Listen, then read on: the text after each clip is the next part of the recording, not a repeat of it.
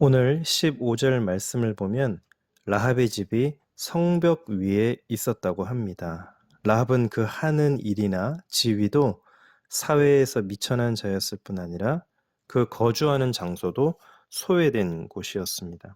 하지만 하나님에 대한 바른 지식을 고백한 라합이 발휘하는 기지와 용기는 참으로 놀랍습니다.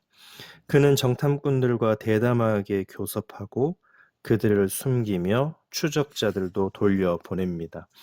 이제 모든 이야기는 라합을 중심으로 흘러가며 라합이 말하는 대로 이루어집니다. 여리고 왕이 보낸 사람들을 속였으며 여리고 주민을 배신하는 선택을 한 것입니다. 어찌 보면 라합은 용서할 수 없는 대역 죄인입니다. 하지만 성경은 라합의 행위를 이렇게 해석합니다. 히브리서 11장 31절 말씀입니다. 믿음으로 기생 라합은 정탐꾼을 평안히 영접하였으므로 순종하지 아니한 자와 함께 멸망하지 아니하였도다. 성경은 라합이 정탐꾼을 영접함으로 하나님께 순종했고 따라서 순종하지 아니한 자와 함께 멸망하지 않았다고 합니다. 오늘날 우리의 삶은 어떠합니까? 이 땅에서 인정받기 위해 살다가 세속적인 가치를 추구하다가 하나님의 가치를 놓치고 있지는 않습니까? 간담이 녹아내렸지만 정신없이 이 땅의 가치에 몰두하며 이 세상이 세운 큰 장벽은 절대 무너지지 않는다고 자포자기하는 심정으로 어쩔 수 없이 세상을 따르는 삶을 살고 있지는 않습니까? 하지만 절대로 그렇지 않습니다. 비록 이 세상에 맞서고 일시적으로는 배신으로 보이는 행위라고 할지라도 우리는 멸망의 자리를 벗어나 생명의 자리로 향하기 위해 반드시 하나님을 따라야 합니다. 이 세상은 네가 그리스도인으로 살아간다면 죽을 수밖에 없을 것이다. 네가 이 갇힌 성벽을 벗어날 수 있을 것 같으냐며 우리를 위협합니다. 그 내면이 무너지면 무너질수록 그 외면을 더욱 공고히 세우고 강력하게 문을 닫아 빠져나가지 못하게 합니다.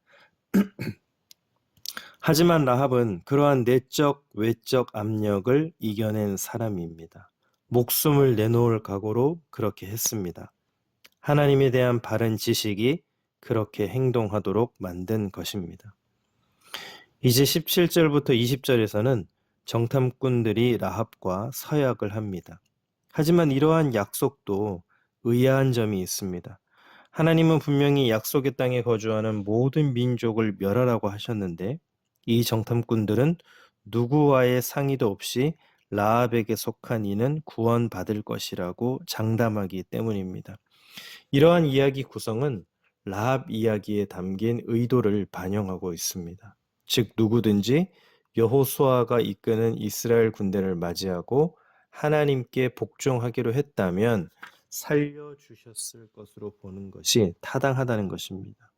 그리고 과연 창녀 라합의 말이 무슨 의미가 있기에 그와의 약속을 지켜야만 하겠습니까?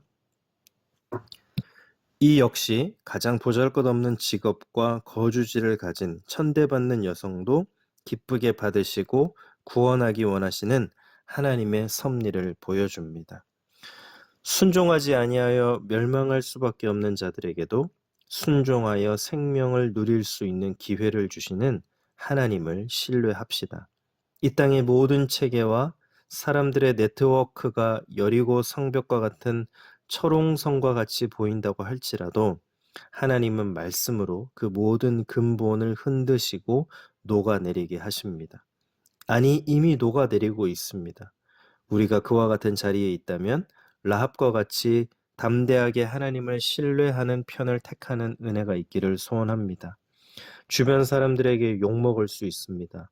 세상에서 비난받고 심지어 왕따 당할 수도 있습니다. 하지만 거기에 생명이 있다면, 거기에만 탈출 방법이 있다면 그렇게 해야 합니다. 21절 22절 말씀을 보겠습니다. 라합이 이르되 너희의 말대로 할 것이라 하고 그들을 보내어 가게 하고 붉은 줄을 창문에 매니라. 그들이 가서 산에 이르러 뒤쫓는 자들이 돌아가기까지 사흘을 거기 머물매 뒤쫓는 자들이 그들을 길에서 두루 찾다가 찾지 못하니라. 라합은 곧 정탐꾼들이 말한 대로 실천합니다.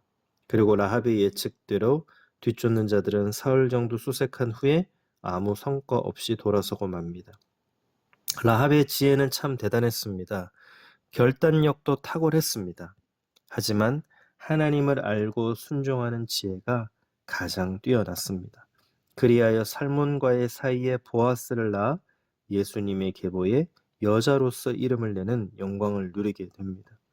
또한 붉은 줄을 창밖에 드리워 거기에만 머무르라 라는 명령은 유월절에 어린 양을 잡아 그 피를 임방과 문설주에 발랐던 장면을 떠올리게 합니다. 그리고 그 안에만 머물기만 한다면 무사할 것이라는 약속도 유사합니다. 그뿐만이 아니라 이 붉은 줄은 예수 그리스도 그 보혈의 능력을 의미합니다.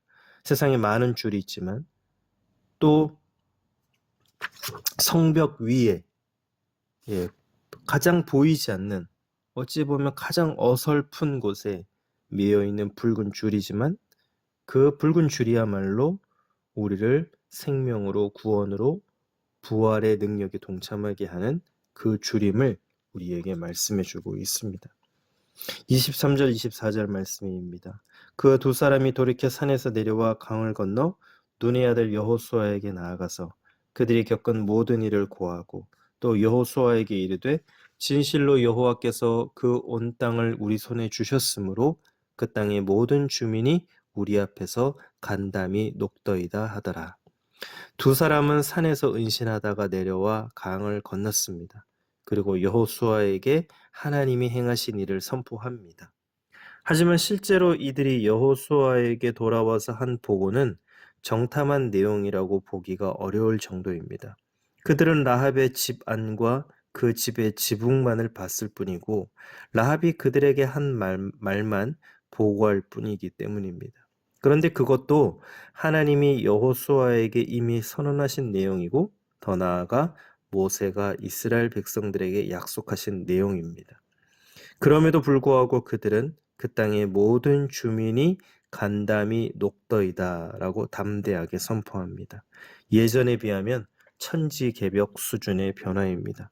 예전에는 하나님의 약속을 받고서도 그 땅에 가서 스스로 위축되어 오히려 자기 백성의 간담을 녹아내리는 말을 했지만 이제는 정반대가 되었습니다. 우리는 오늘 어떤 말을 전하고 있는 사람입니까? 무엇을 보고 무엇을 전하고 있습니까? 믿음의 눈으로 바라보고 믿음의 입으로 선포하는 그리스도인이 되기를 소원합니다. 그래서 이미 예수님이 이기신 우리 삶의 모든 영역에 하나님의 승리가 임하였음을 선포하는 능력을 발휘하는 저와 여러분들이 되시기를 예수님의 이름으로 축복합니다. 기도하겠습니다. 하나님 아버지 감사합니다. 라합의 구원받는 이야기를 들려주셔서 가나안 정복에서도 구원의 소망이 있었음을 보여주셨습니다.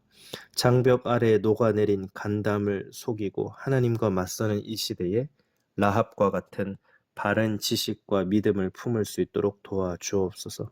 구원의 소식과 희망의 소식을 전하는 주님의 도구가 되게 하옵소서.